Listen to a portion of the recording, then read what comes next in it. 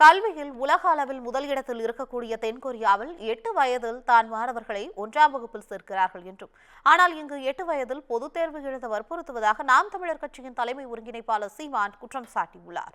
தியாகி இம்மானுவேல் சேகரனாரின் 67வது நினைவு தினத்தை ஒட்டி ராமநாதபுரம் மாவட்டம் பரமக்குடியில் அமைந்துள்ள அவரது நினைவிடத்தில் நாம் தமிழர் கட்சியின் தலைமை ஒருங்கிணைப்பாளர் சீமான் மரியாதை செலுத்தினார்.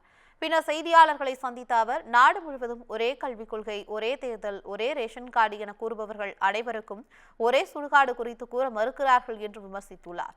புதிய கல்விக் கொள்கையில் கட்டாய மொழி திணிப்பு இருப்பதாக குற்றம் சாட்டிய அவர், விடுதலை சிறுத்தைகள் கட்சித் தலைவர் திருமாவளவனின் மது ஒழிப்பு நோக்கம் வரவேற்கப்படக்கூடியது என்றும், ஆனால் பூரண மது ஒழிப்பு வேண்டும் என போராடக்கூடிய கட்சிகளை அழைத்து இருந்தால் உண்மையான போராட்டமாக இருக்கும் என்றும் கூறியுள்ளார்.